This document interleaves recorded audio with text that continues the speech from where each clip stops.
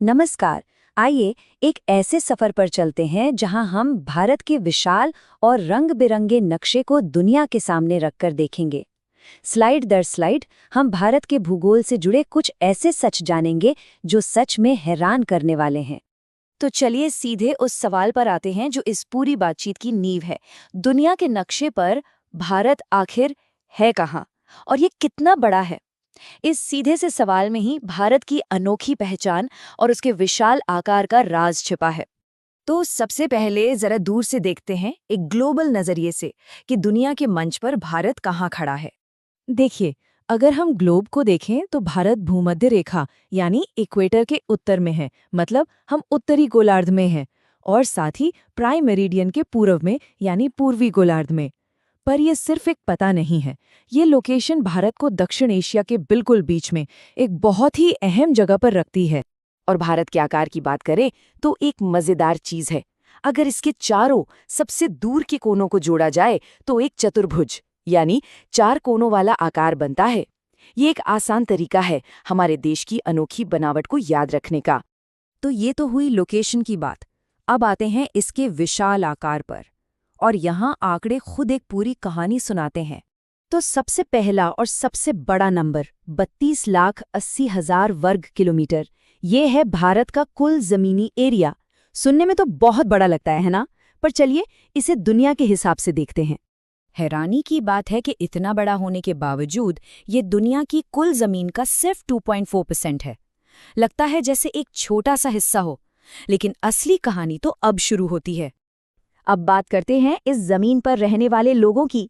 साल 2011 में ही भारत की आबादी 121 करोड़ से ज्यादा थी, और आज तो ये आंकड़ा कहीं आगे निकल चुका है।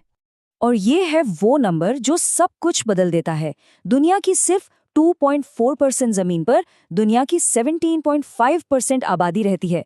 जरा सोचिए, इस पॉपुलेशन डेंसिटी का हमारे शहरों, हमारे गांवों, हमारी जिंदगी के हर पहलू पर कितना गहरा असर पड़ता है। तो अगर हम साइज की बात करें तो भारत दुनिया में 7वें नंबर पर आता है।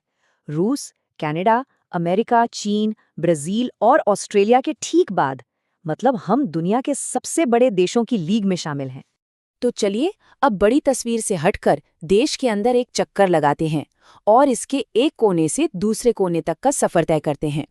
हमारा ये सफर शुरू होता है एकदम टॉप से, भारत के सबसे उत्तरी बर्फीले सिरे से, इंदिरा कोल, जो 37 डिग्री 6 मिनट उत्तर पर है। अब यहाँ से एक सीधी लाइन खींचते हैं दक्षिण की तरफ, हमारी मुख्य भूमि के आखिरी छोर तक, और हम पहुँचते हैं कन्याकुमारी, 8 डिग्री 4 मिनट उत्तर पर। पश्चिम की तरफ चलें तो गुजरात में गुहार मोटी नाम की जगह है, जो देश का सबसे पश्चिमी बिंदु है। ये 68 डिग्री 7 मिनट पूर्व पर स्थित है। और आखिर में वहां पहुंचते हैं जहां भारत में सूरज की पहली किरण पड़ती है, अरुणाचल प्रदेश का किबिथु, 97 डिग्री 25 मिनट पूर्व पर। ये चारों कोने मिलकर ही तो भारत का विशाल नक्शा बनाते हैं।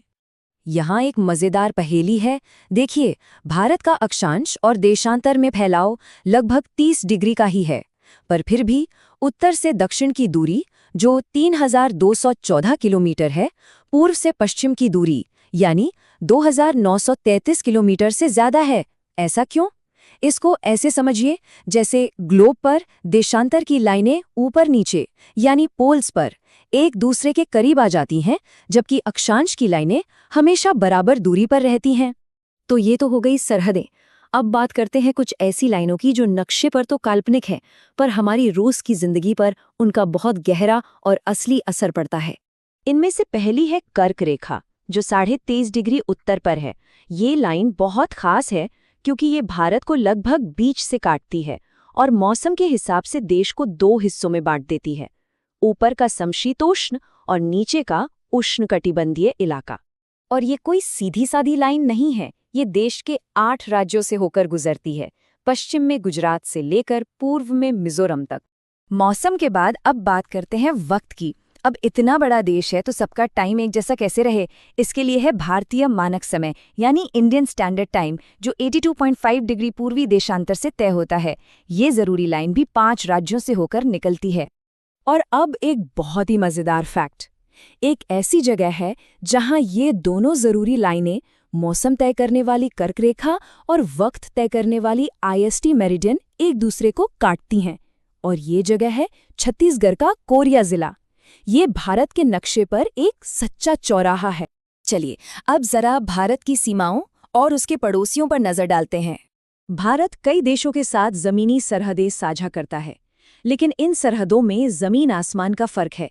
एक तरफ बांग्लादेश के साथ हमारी 4000 किलोमीटर से भी लंबी और घुमावदार सीमा है, और दूसरी तरफ अफगानिस्तान के साथ महज 106 किलोमीटर की एक छोटी सी सरहद। इनमें से कई सीमाओं के अपने ऐतिहासिक नाम भी हैं, जो उनके इतिहास की कहानी कहते हैं। जैसे रेडक्लिफ लाइन भारत, पाकिस्तान और बांग्लादेश के बीच है। ड्यूरन लाइन भारत अफगानिस्तान सीमा को तय करती है, और मैकमोहन लाइन भारत और चीन के बीच की सीमा रेखा है। तो जैसा हमने देखा, भारत का भूगोल सिर्फ नक्शे पर बनी लकीरें या कुछ आंकड़े नहीं हैं। ये एक जटिल ताना बाना है जो यहाँ के मौसम, यहाँ की विशाल आबादी और दुनिया में इसकी अहमियत को तय करता है। और ये हमें एक बहुत बड़े सवाल पर लाकर छोड़ देता है। किसी देश का भूगोल उसके आने वाले कल को कितना तय करता है? ये एक ऐसा सवाल है जिसका जवाब आज भी लिखा जा रहा है। हमारे साथ जुड़ने के लिए शुक्रिया।